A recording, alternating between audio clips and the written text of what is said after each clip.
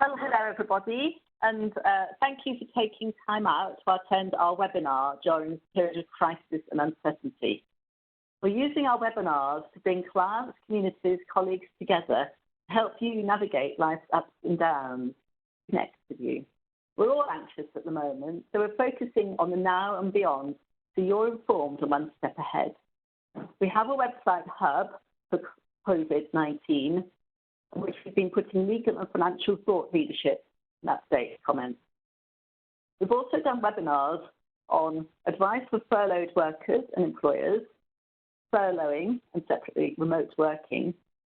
These are available if you visit owenmitchell.com, click coronavirus update, which is at the top of the page.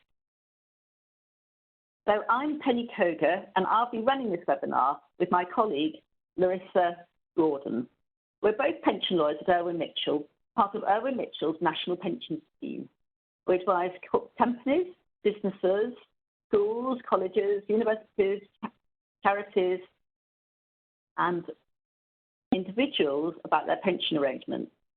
We work closely with our National Employment Scheme, and in this talk, we're focused on pensions and furloughing. We're going to cover what the current auto-enrolment requirements are for defined contribution schemes, what the impact of furloughing is. We'll then stop to answer some questions. We'll then move on to cover changing employer contribution rates, salary sacrifice, and then pause to answer some further questions. And finally, we'll cover life assurance, furloughing in defined benefit schemes, furloughing employees who are also pension trustees or charity trustees, emergency volunteering and pensions, fraud, and what to do at the end of furloughing. And after that, we'll pause for some further questions. But first of all, some housekeeping. Thank you to all of you who've already submitted questions. If you'd like to ask questions throughout this webinar, please submit them through the question and answer function on your screen, and we'll answer them all during the webinar. We're also recording this virtual event, and we'll send out the recording soon afterwards. You can also ask questions after the event as well through our events@owenmitchell.com, or just contact us directly. We're very friendly. We're at penny.koger@owenmitchell.com or larissa.gordon@owenmitchell.com. Right, down to business. Pensions, auto-enrolment and furloughing. We have wonderful. So our Chancellor acted outside the box when he introduced furloughing. It's not a concept known in English law, but borrowed from American law. It's fairly flexible, but definitely there are some ground rules to follow. Almost all employers have looked at it. Most have some employees who can no longer do their work with lockdown. Perhaps it's being taken up by a higher and wider number of employers than the Treasury originally intended. So what is furloughing? Well, the first key point is that someone who is furloughed is still an employee. The furlough scheme operates from the 1st of March 2020, and the employer claims 80% of the employee's gross salary, which is usually their salary as at the 28th of February 2020, up to a maximum of £2,500 per month. The employer can also claim for the employer national insurance contributions and minimum auto-enrolment pension contributions payable on that amount. An employer can choose to top up the extra 20%, but there's no obligation to do so. We're generally assuming this isn't happening, but we will cover questions on it. If it does happen, then the furlough grant doesn't cover any top-up, including on any national insurance and pension contributions on that top-up. There is a separate furlough scheme for self-employed and office holders. Again, we're not going to cover this in detail, but we can answer questions on it. Finally, the furlough money is a grant. It's not a loan, so there's no need for an employer to pay it back.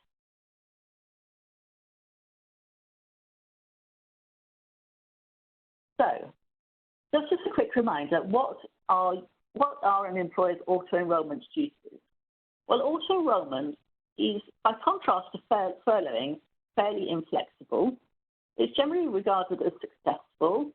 It's promoted confidence in saving money through pensions. It's trusted and it's heavily policed by the pensions regulator. but it's complex and relatively easy to make mistakes, even with a well-run scheme. Fines are potentially payable if the auto-enrolment rules are breached, and it's all policed by the pensions regulator. So what does the pensions regulator do? Well, the pensions regulator has a statutory duty to make sure that workplace pension schemes are properly run so people can save safely for their later years. The regulator does recognise the difficulties of lockdown and some of the consequences of lockdown. So they have announced some relaxations and emphasised it will continue to take its usual proportionate and risk-based approach in supporting employers and savers over furloughing. It's issued a thorough guidance on pensions, COVID-19 or furloughing, but they've been issued fairly late in the day, and it's still all pretty complicated. The regulator has worked closely with the Treasury and HMRC so that it's all in line with their approaches as well. So, next slide, please. As a starting point, what are an employer's current auto-enrolment obligations? Every employer must assess their workers normally working in the United Kingdom and put their qualifying workers into a workplace pension scheme. The employer pays 3% of its workers' qualifying earnings to that workplace pension scheme, and the employee pays 5% of their qualifying earnings to the workplace pension scheme. The employer must assess any new employee for auto-enrolment, but the employer can use a 3-month postponement period before doing so. If the employer does this, then they save 3 months of pension contributions, which is useful in the current climate, but this must be allowed for in the employee's contract of employment. So do check your contract of employment to make sure that postponement is permitted to any new employees. Employees can opt out, but if they do so, there's a re-enrolment process every 3 years. Next slide, please.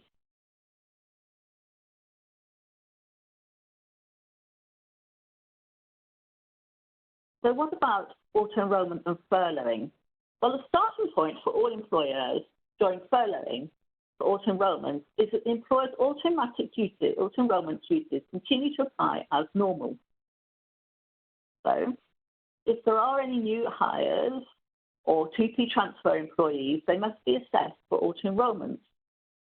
The furlough scheme does apply to 2P transfers after the 19th of March 2020, so this may be one solution. The 3-month postponement process can be used to delay this assessment and the paying of pension contributions for the period, but the new contracts of employment must be drafted to allow this. The next thing to note is that automatic enrolment and re-enrolment, which is mainly due this year for the smaller employers. For this, the regulator has said that an employer must carry out its re-enrolment process for all its employees, whether they're still working or furloughed, when the employer is notified by the pensions regulator that it's approaching the time for the employer to do its re-enrolment process. This is when the employer is approaching the 3rd anniversary of their first auto-enrolment staging date. There is no postponement allowed for re-enrolment, but there is a 6-month flexible window period allowed either side of the re-enrolment date. And then once the employer has completed their re-enrolment exercise, they must go through a redeclaration to the pensions regulator to confirm that they have properly done their re-enrolment. But employers should note there's no need to re-enroll someone who has opted out in the last 12 months from the employer's chosen re-enrolment date. And that may well be somebody who's been furloughed. So if someone has been furloughed recently and the employer is going through a re-enrolment process, there's no need for that person to be re-enrolled. Now, there is a golden rule to note about opting out with auto-enrolment, and this is that employees can opt out of being members of the employer's pension scheme, and so that means they stop having to pay contributions to the scheme, and also their employer stops having to pay contributions to the scheme. But employers must not encourage or induce employees to work out. It is a statutory offence to do so, and the pensions regulator comes down very hard on this.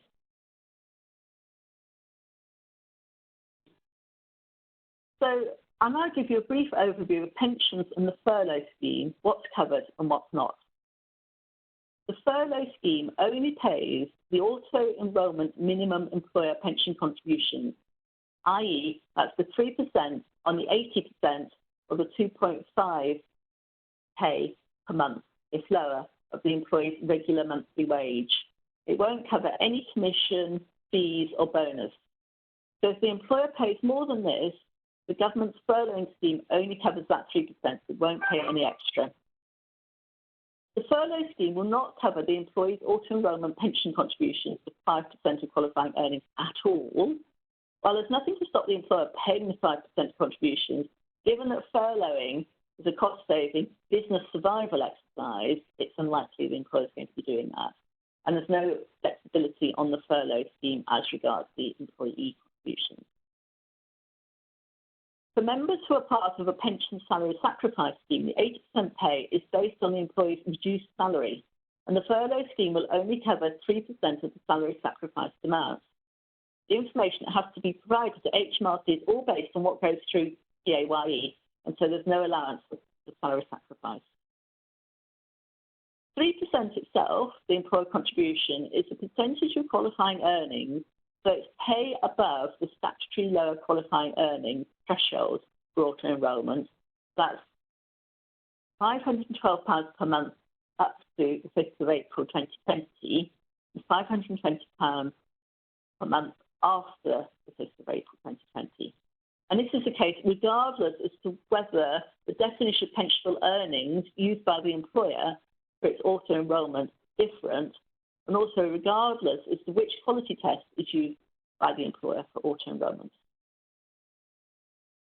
This means that the 3% for the furloughing scheme and the contribution for that may be different from the employer's actual auto-enrolment obligations, which can depend on the level of contributions the employer is making and the type of contribution structure the employer has chosen to use to meet its auto-enrolment obligation. So some adjustments may be needed if the employer does not use the standard banded 3% qualifying earnings in an alternative defined contribution quality test for its auto-enrolment scheme.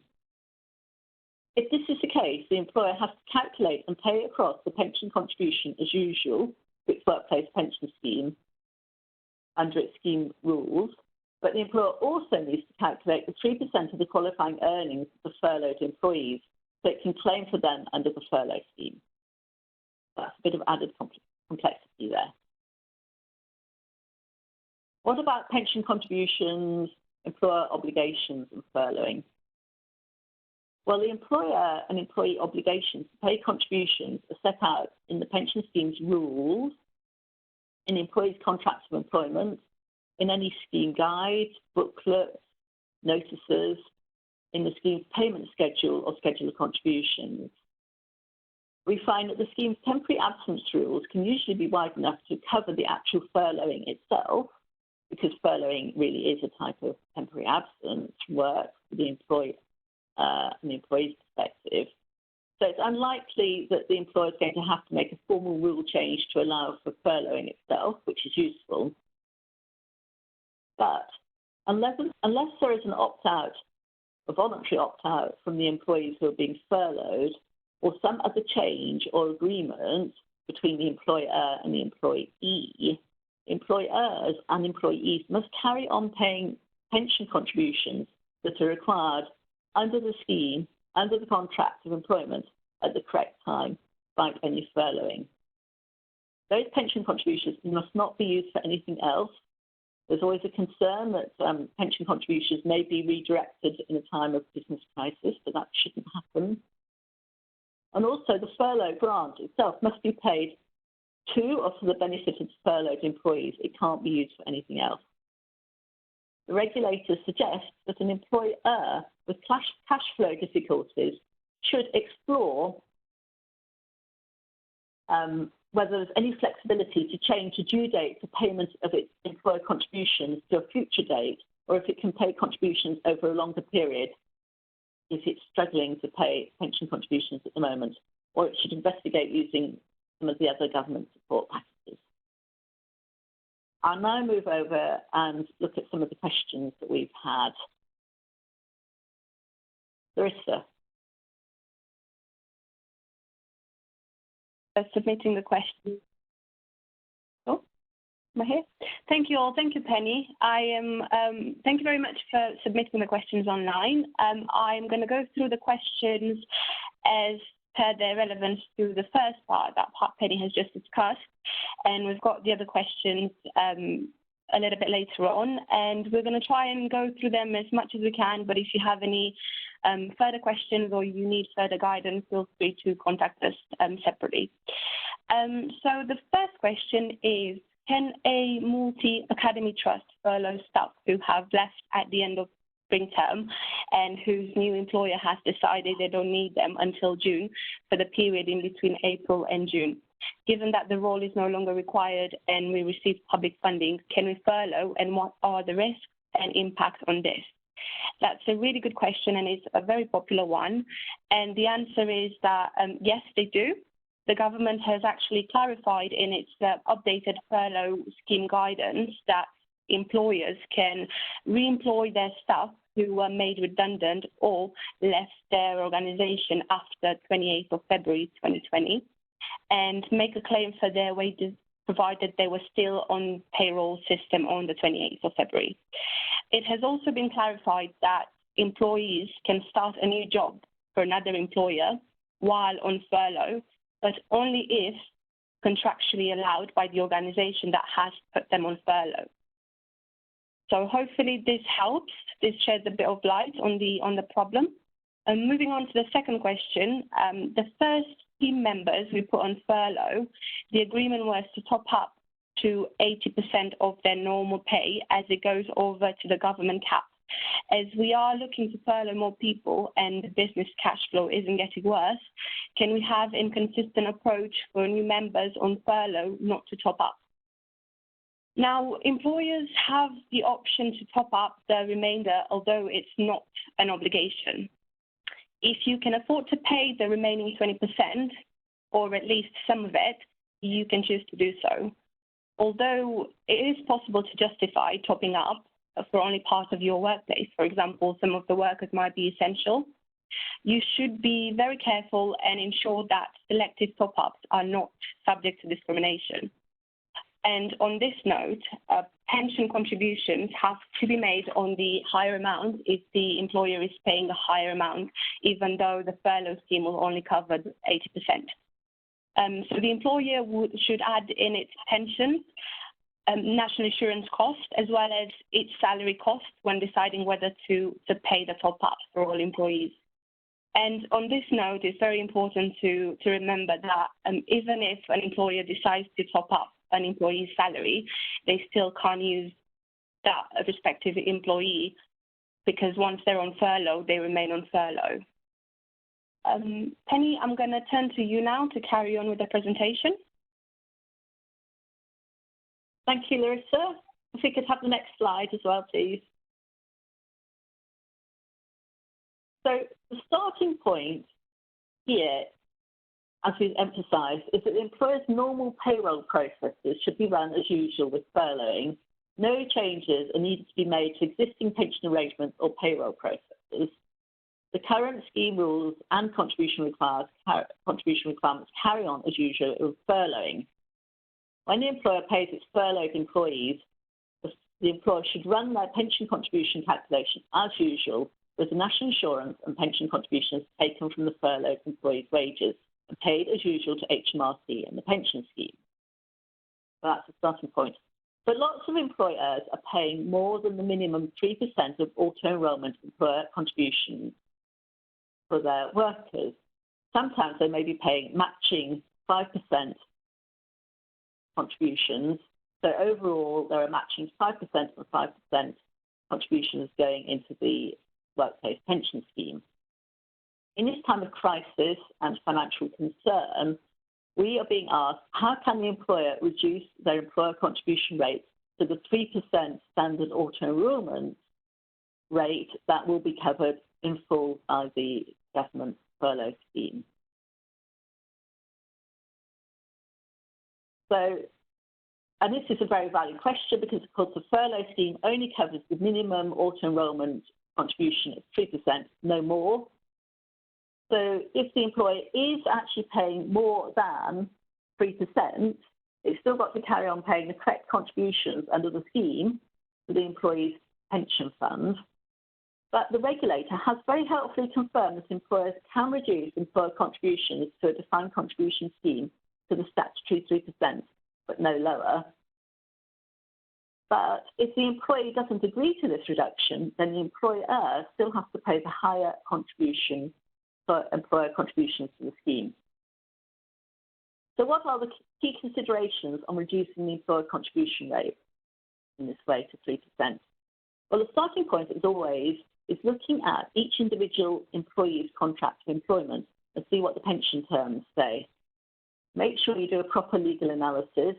You may have different contracts of employment for different employees, in which case you need to make sure that you look at all the relevant contracts of employment of all the relevant employees who might be affected by this reduction in the employer contribution rate. Then you should think about whether you have any trade unions involved in your business or any representative groups that have a say about how you as an employer manage your pensions and your communications with your employees. And if so, you should go to them and explain what you're proposing to do and why. You should also look at your scheme rules and any other government scheme documents and see how they can be changed and whether they need to be changed, whether it's possible not to actually make a formal change as such, but to agree lower contribution rates during a period of temporary absence, like furloughing. And then the final point is, if you are looking to reduce your employer contribution rate from a current rate, say 5% down to a 3%, then this is regarded under pensions law and employment law as a reduction in the employee's salary. And so the employer is meant to go through a formal 60-day pension consultation exercise if the employer has more than 49 employees. Fortunately, the pensions regulator has woken up to the fact that this actually causes quite significant problems for employees, for employers who can't possibly go through a 60-day consultation exercise in these troubled times to reduce their employer contribution rate. And so the regulator has announced just very recently that at least until the 30th of June 2020, when it will then review the position, it will take no regulatory action against an employer who fails to consult for 60 days if, and only if, the employer has furloughed employees for whom it has made a claim under the furlough scheme. The employer is proposing to reduce employer contributions rates for a DC scheme solely for those furloughed employees. It's not going to change the contribution rate for non-furloughed employees. That doesn't mean to say you can't change the contribution rate for the non-furloughed employees. It just means you have to do the full 60-day consultation. A further criteria for the regulator in order to enable employers to take advantage of the relaxation is that the reduced contribution rate for the furloughed employees will only apply during a period when those employees are furloughed. And after that, the employer reverts back to the normal higher employer contribution rate. Again, if that's not what the employer wants, the employer may want to take advantage of this relaxation as a temporary stopgap, but it will still have to go through the full 60-day process if it ultimately wants to reduce the employer contribution rate on a long-term basis. Then a further criteria for this relaxation is that the employer has written to all infected employees, and that could be right by email, it doesn't have to be a written letter, and also to all the employees' representatives, if there are any, to explain the proposed changes, the effects this will have on the scheme and on the furloughed employees. And the regulator still encourages employers to do as much consultation as possible because it is a fundamental change as far as the employee is concerned. Any change outside of those strict restrictions, then the full 60-day consultation is needed. A point to bear in mind, though, is the 60 days is just a consultation between employer and employees. Individual consents are not needed under this pension consultation process. But the employer has to listen to the employees' concerns and the representations with an open mind. It can't have closed ears. It can't have made its mind up in advance. It's definitely going to make a pension change. It must be a true consultation. And finally, and importantly, the regulator has the power to issue a £50,000 fine if the employer fails to satisfy its statutory 60-day pension consultation obligations and the relaxation doesn't apply. So please do tread carefully if you're proposing to go down this route. And if unsure, do take legal advice. Separately, and again, notwithstanding this relaxation, if there is going to be a change to the employer's terms and conditions over the employer's pension contribution rate, to lower the employer contribution rate, the employee could claim constructive dismissal if they don't formally agree to the change and they've worked for the employer for a period of time to allow this. So there's potentially also a breach of contract claim if the employer doesn't handle this reduction of employee contribution rates properly. So, as I said before, do tread carefully and do take expert advice if needs be.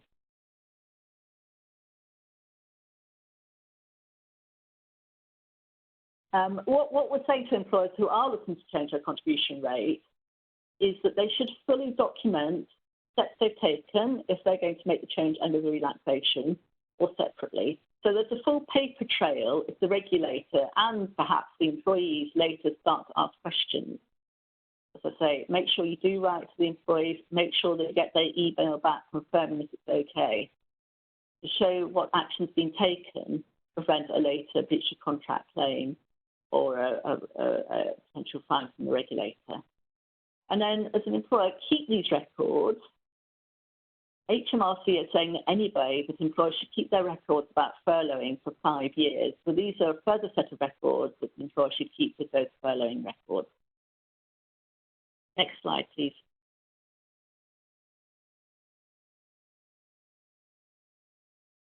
I'll now move on to the vexed question of salary sacrifice, salary exchange, and how that applies and interacts with furloughing. The starting point here is that an employer can choose to agree with employees to use salary sacrifice when paying pension contributions. The employee agrees to reduce the sacrifice their salary by an amount equal to their pension contributions. In exchange, the employer agrees to pay the total pension contributions to the employer's pension scheme. Both the employer and the employee benefit from paying reduced national insurance contributions. Sometimes the employer shares the benefit of those reduced national insurance contributions with the employee. Sometimes the employer gives all of the benefit of those reduced national insurance contributions to the employee. So there's definitely employee benefit from doing this. These are very common arrangements, and HMRC accepts this for pensions, but it does all have to be documented formally in a binding agreement. This is usually done through the scheme rules and also through the employee's contract of employment. Next slide, please.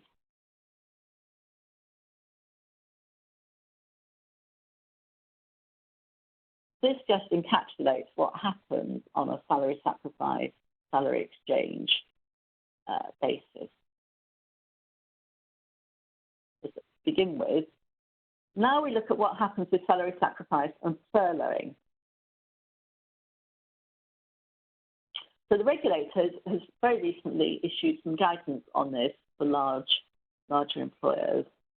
And what this says is that despite furloughing, if there is no employee agreement to change anything on the salary sacrifice, the employer has to carry on paying the 8% contribution to the pension scheme on the employee's salary after the sacrifice. But the employee also carries on with the lower salary because of the salary sacrifice. And so the employee's furlough pay is based on their lower salary. That's perhaps not quite what either the employer or the employee really wants during a period of furloughing. The pensions regulator has accepted this and has said that, okay, we can see that you'll not be happy with this. So what you should do is that the employer must ask the employee to agree to alter or probably just end the pension salary sacrifice agreement for the reduction in pay and get this agreed in writing. Again, an email exchange is fine. Otherwise, that employer does have to carry on paying the lower pay for the employee's salary. It's the employer's salary. So that's the employee's salary is what they had before, is their notional salary, less the 8% pension contributions. And the employer must pay the full 8% pension contributions to the pension scheme, but with the employer only receiving 3% from the furlough grant. So it is in the interest of both the employer and the employee to end the salary sacrifice arrangement while furloughing. HMRC have helpfully confirmed that furloughing is a life event and the employee can decide to end their salary sacrifice arrangement if furloughed. This end should be fully documented in writing because it does formally change the employee's contract to employment so that the employee reverts back to their normal salary without sacrifice, and the employer pays the pension contribution on that normal salary without sacrifice. The regulator's guidance confirms that without this,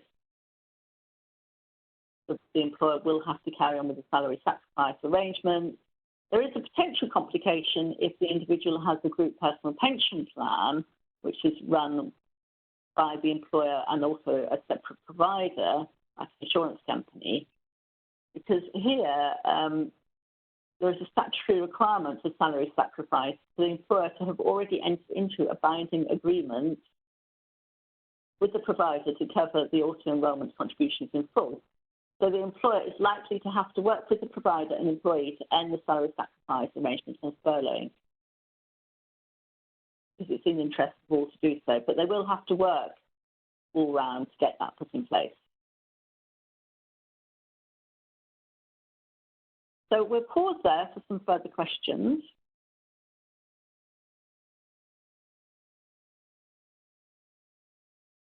Thank you, Penny. That was very, very useful. So we've got some questions on salary sacrifice. We've put two together. We're going to answer them simultaneously because they are very similar. So how does salary sacrifice work with furlough? What is the impact of salary sacrifice arrangements on the furlough leave payments? Now, as Penny said, TPR's latest guidance confirms that the existence of the furlough scheme does not change an employer's usual pension contribution payment obligations. What this means is that when calculating 80% of a furloughed worker's salary, employers should use the amount after the salary has been sacrificed. Furthermore, the pension regulator says that as all of the furloughed grant claim must be paid to a furloughed worker in the form of money, this may mean that where a salary sacrifice arrangement is in place for pensions, the employer may need to amend their payroll processes in order to calculate the pension contribution to be paid to the pension scheme under the relevant rules. We appreciate this is a very complex part of the law, and this query in particular probably needs a more tailored and a more specific advice, as the above is more or less a general view on the salary sacrifice arrangement and the furlough.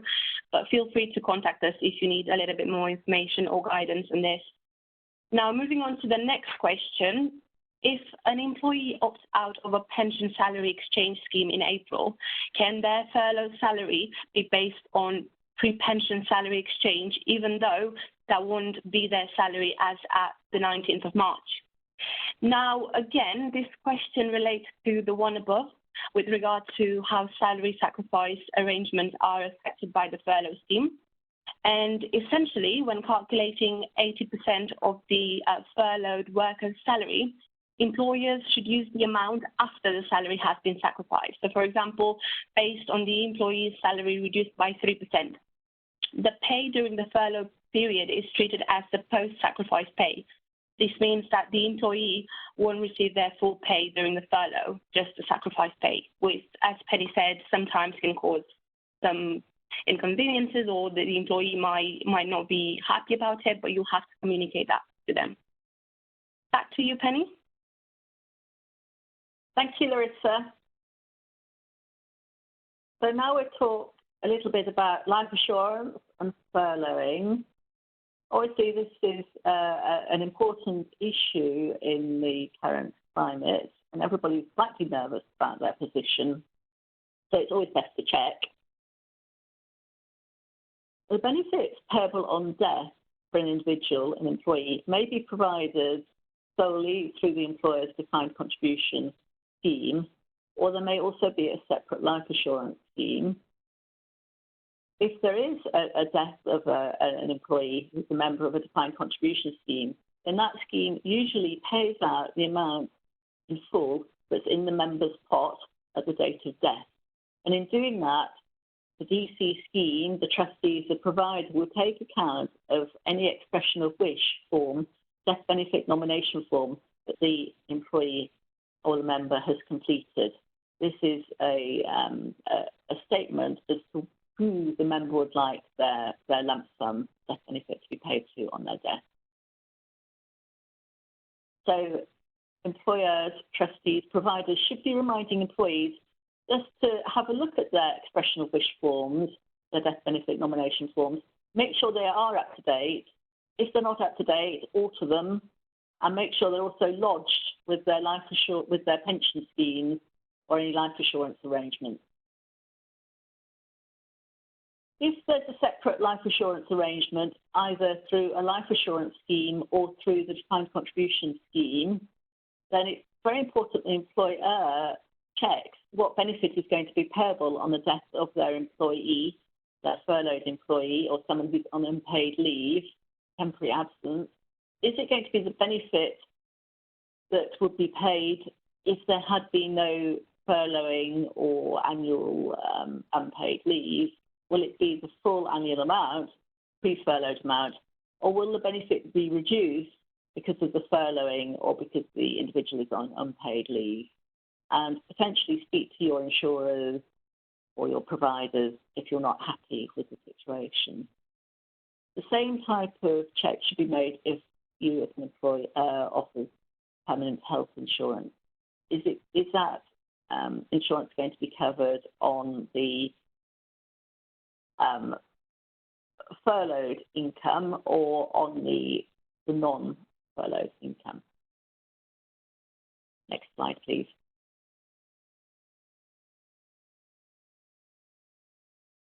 So other points I was going to cover, the regulator has given us really very little information about how furloughing applies in relation to defined benefit schemes. They've rather left it up to each scheme and the trustees of each scheme and the employer of each scheme to work their way through this with their advisors separately. But the key point to note is that the furloughing grant will only cover 3% minimum auto-enrolment contribution rate. So that's not going to be sufficient to cover a full benefit accrual in a defined benefit scheme.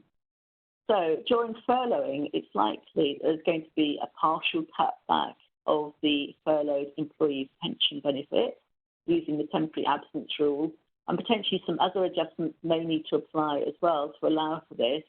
If that's the case, it should be formally documented, and I think probably agreed between the employer, the trustees, and the individuals concerned to avoid any arguments about it later.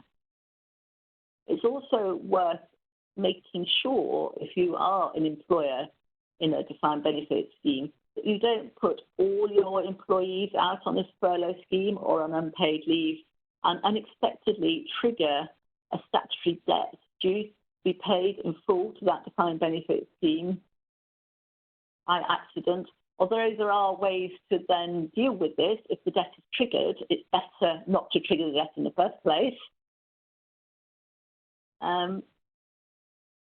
And then the other thing to note is that one reason I think why the government hasn't really spent much time on this in its furloughing notes and guidance is that the government is saying that public sector employees and local authority employees are not being encouraged to furlough their employees because they're generally regarded as doing essential work, so they are essential workers. But I know we do have a question on this that Larissa will answer a little bit later. Other points and questions we've had is what happens if one of the employees that you're furloughed is a pension trustee or a trustee of a charity who's furloughed them? Well, the problem here is that a furloughed employee is not meant to do work or provide services or generate income for the employer or any linked employer. So there may be some unexpected consequences that could jeopardize the employee's furloughing grant if they then act as a pension trustee or a director of a trustee company, unless they're doing statutory duty like filing the scheme account, pension scheme account, or some action that they have to do on a statutory basis. To my mind, again, it's best not to try and have to engage in that type of argument with HMRC, and probably better to avoid furloughing such individuals if you can, and perhaps put them on unpaid leave if you need to. That's the point, is my advice. Furloughing is still quite a blunt instrument. I mean, it has to be. It's rolled out very quickly. It's not a perfect tool, so it's not ideal for all situations, and it does lead to some oddities. But, we have to work with what we've got at the moment. Another question we've had is, what about pensions and people who volunteer on the statutory emergency volunteering schemes? Well, they're in a slightly odd position as well.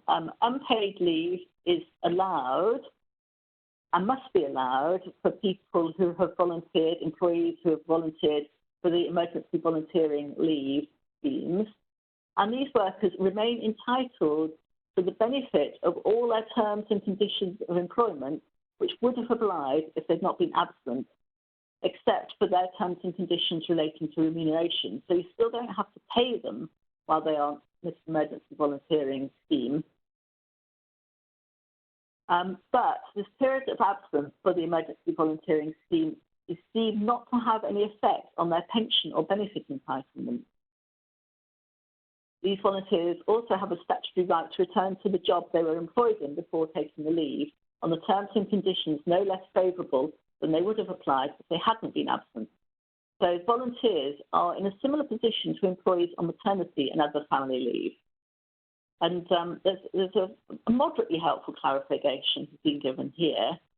And what they say is that the model developed for people on emergency volunteering schemes is the same as maternity leave. So pension schemes are deemed to include a provision so that at the time spent on emergency voluntary leave is treated as pension for the purposes in the same way as if the employer is working normally, including continued accrual of and calculation of benefits. This means that the employer pension contributions will need to be based on the employee's normal pay, but the employee pension contributions will be based on the amount of the employee's actual pay during their emergency voluntary leave. So I hope that helps anybody who's in that situation. Another point we wanted to cover quickly is the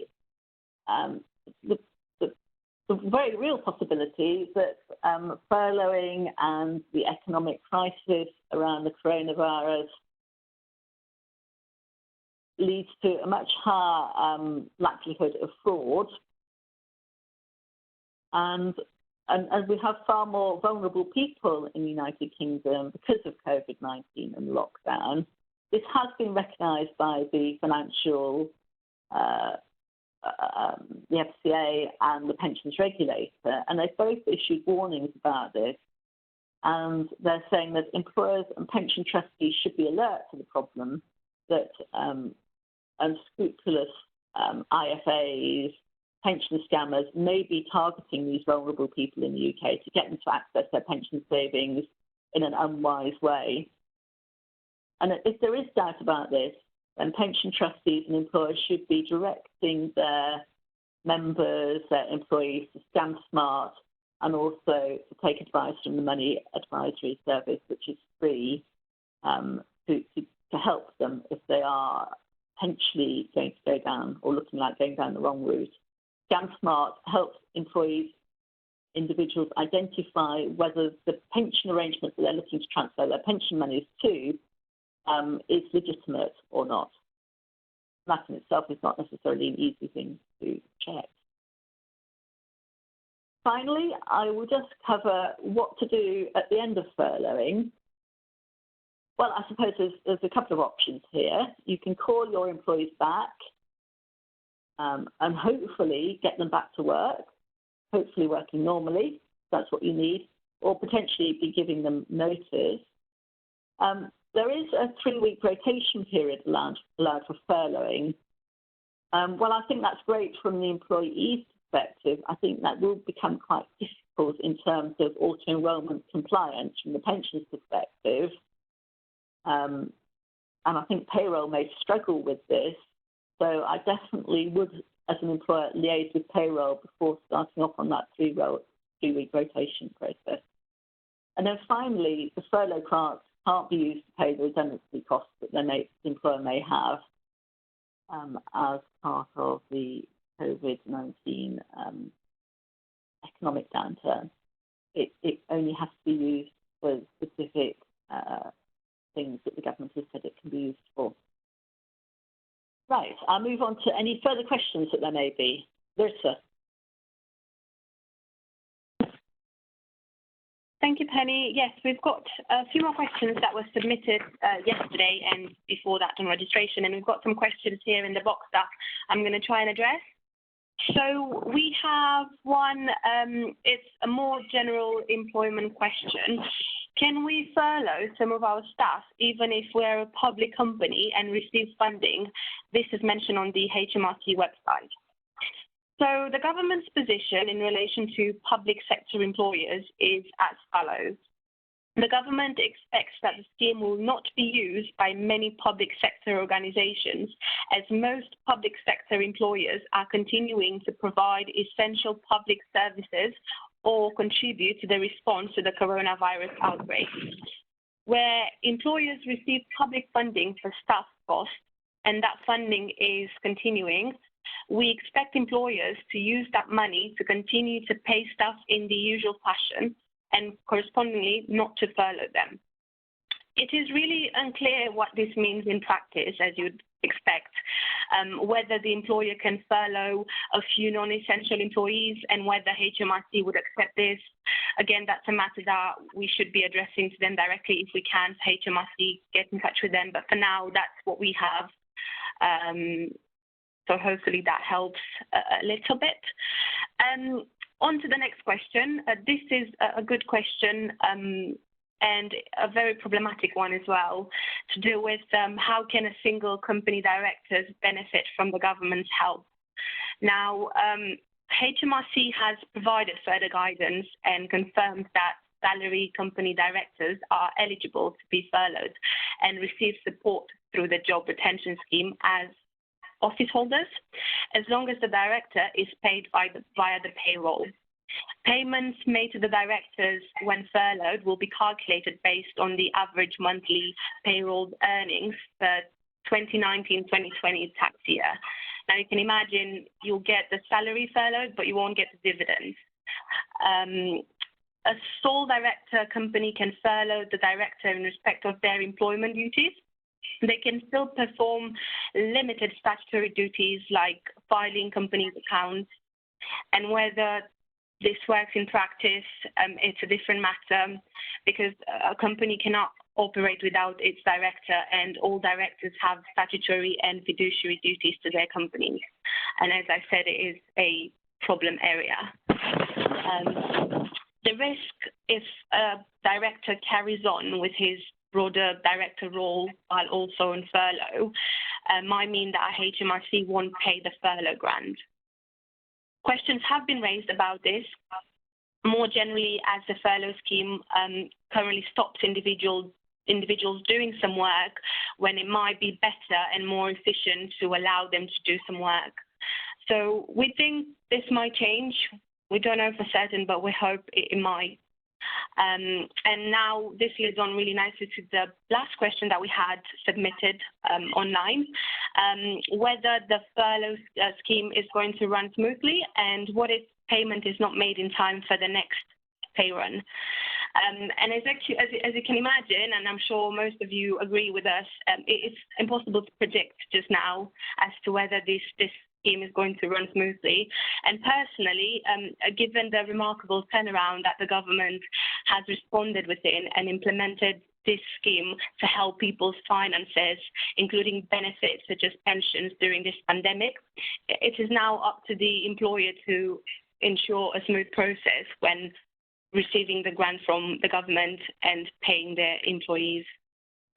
So hopefully, again, we will know a little bit more about this as things roll, but that's it for now. So those were the questions that we had online, and thank you so much for this. And Penny, if there isn't anything else that you want to add to the answers, I can move on to the questions that are in the box currently. Yes, let's move on to the questions in the box. Right, okay. So the first question I have, I am from an academy and we had a teacher who was going to start from the 13th of April 2020. Can we claim anything from the government?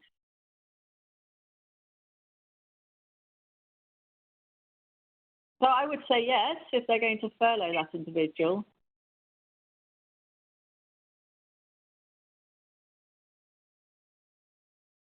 I agree. I agree with you. Right. Okay. Now we've got another one. Mindful of the time.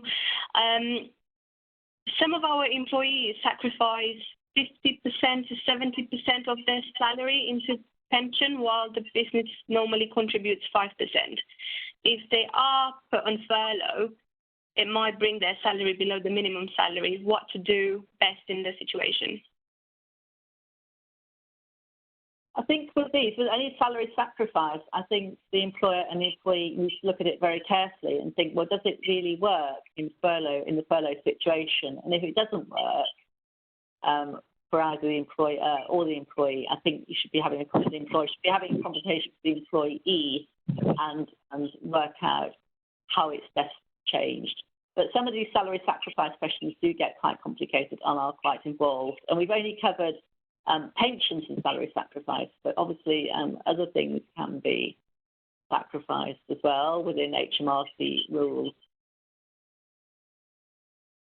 Thank you, Penny. Right, on to the next question. We pay pension contributions 4% employee and 7% employer. Do we have to pay pension contributions at 100% of their pay under the furlough scheme, where we're only paying the 80%? So the starting point is you have to carry on paying the contributions that you've agreed to pay under the employer's contract of employment. So the employer will have to carry on paying those higher contributions unless they agree in accordance with the regulator's relaxations that a lower rate can be paid. Right. Thank you, Penny. Next one, we're going through a re-enrollment process this year. Are there any changes to the consultation rules within the process, and anything else we should consider if we have implemented furloughing and pay cuts across the firm? I think the pensions regulator is expecting re-enrollment to be done as it usually is. I mean, I say as it usually is. It is something that employers only go through every 3 years, so they may not be that comfortable with re-enrollment anyway, but they should go through all the same processes and then note down their compliance in their declaration to the pensions regulator. And the pensions regulator has got a lot of pages on its online pension regulator information pages about how an employer should go through a re-enrollment process. Okay, thank you. I think this is a further question to the initial one that we had about the teacher who started on the 13th of April. So we're being asked if, can we furlough them being an academy? I'm assuming they are receiving public funding for staff costs. Yeah, that's correct. So there's 2 points here. So new hires can be furloughed. That was clear. And then there is this question mark over to what extent can public bodies furlough their employees?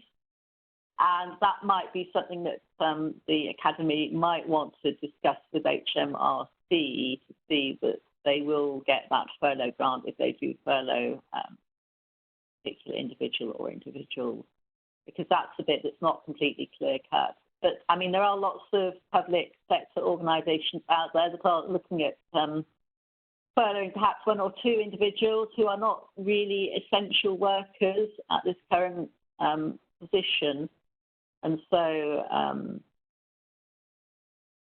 it makes perfect sense to furlough them. It's just, and I think the government guidance does sort of suggest that furloughing is allowed, but